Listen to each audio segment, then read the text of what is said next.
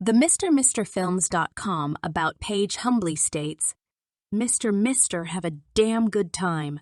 As a rosterless production company, we collaborate with freelance directors, develop original content, work directly with artists and musicians, and service jobs for non-UK companies. We are also freelance producers, available to make your dreams a reality, based in London, but highly experienced in bidding and shooting globally. Don't be a stranger. 440787240239. Hello at MrMrFilms.com. Spend just a few minutes on their site. You're bound to be highly impressed by their credits and the talent they've collaborated with, writing, directing, and producing to create top-tier music videos, films, and commercials. In fact, you're likely already familiar with some of their work, i.e., projects with Harry Styles, Pink, Dua Lipa, The Weeknd, Suede, etc. Absolutely inspired is an understatement. They embody the concept that orchestrating the right crew makes all the difference in the world. Quite simply, they showcase the kind of reel most of us dream of accomplishing, and they've done so much in such a short period of time. We're forever grateful that the dynamic Mr. duo, Katie Lambert and Martha McGuirk, took us up on our offer to be featured. We hope their insight pushes other indie filmmakers to get out there and make it all happen. That's bonus features, storyboards, fun. It's probably safe to assume that your name has nothing to do with the 80s rock band MrMr, but was there an underlying commentary because that motivated it? We have lots of origin stories for this. My mum used to sing a song about misters and sisterhood, so in our mind it was always linked to the idea of sisters. Mister, help your sister. Also, we were very taken with the school of rock ideology of working for the mans. We thought we'd become the man and people could work for us for a change. And there's two of us, so hence the double. Our first logo was two bodybuilders flexing their muscles.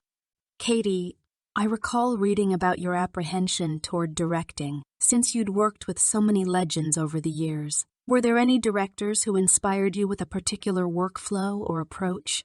All of them in different ways, what to do and what not to do.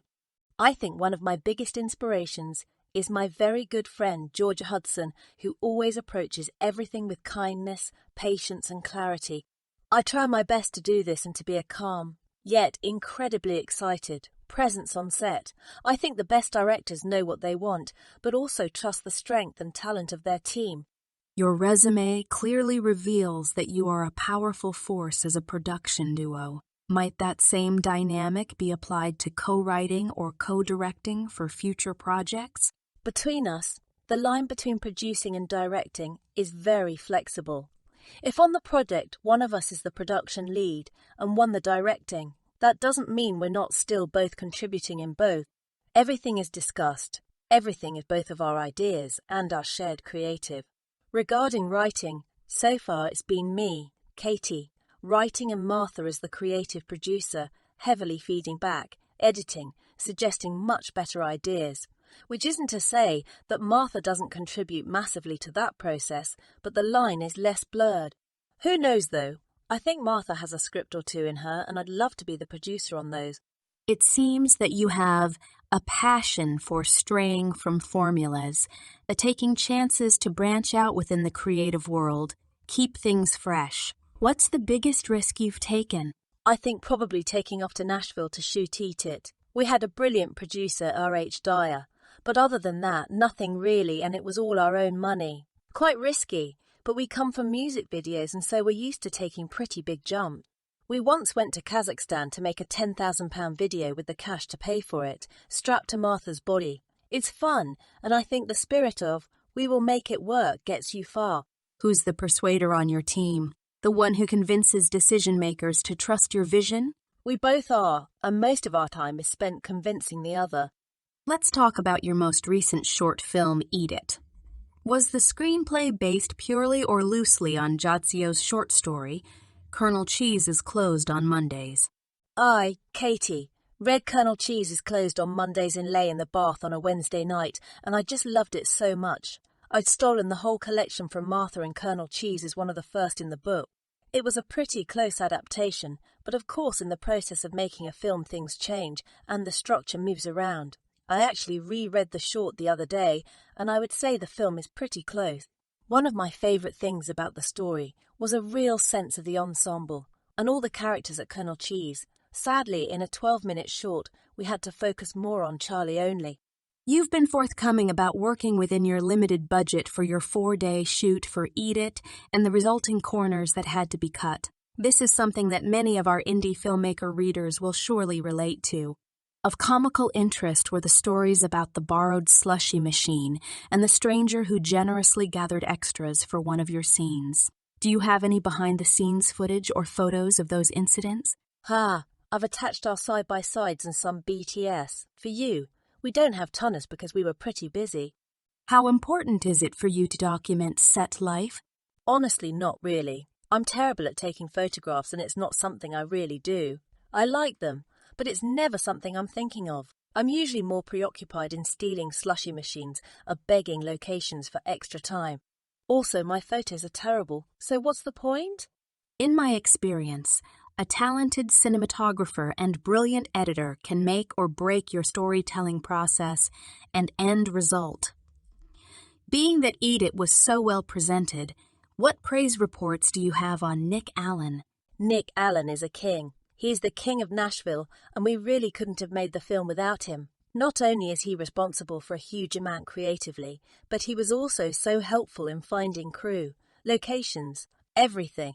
My favourite quality about Nick is that he's incredibly thoughtful and considered. He really wanted to understand the script and the meaning in the film. He cares about characters and the actual story, rather than just making his frames look pretty. What praise reports do you have on Paul O'Reilly? Paul tore the film apart and stuck it back together again. The film wouldn't be what it is without Paul, because he provided such fresh eyes on the footage. He could recognise things that didn't work, elements that should move. Your first short film autofiction was commissioned by the band, Suede. Was it co-written by them, or a specific member, to any degree? Or did they give you a basic concept and let you run with it? Suede spent a long time developing this idea, and they came to us with a script. Matt Osman from Suede is actually a brilliant writer himself and has written some terrific novels. We took their ideas from the script and made it a queer love story. We made it our own and rewrote it pretty completely but with their themes, so I would say a genuinely collaborative, and Suede was so generous in letting us do our spin on their ideas. In approaching this collab with the band, did you research Suede's prior music videos or their earlier record, accompanying short film, Night Thoughts? Or were you already familiar with their history and vibe? I knew who Suede were through their track Beautiful Ones, which is in the first episode of the original Queer as Folk. But honestly, we weren't super familiar with them as a band. I listened to the new album, thought it was brilliant, and then really saw a story in their script idea, so it all aligned.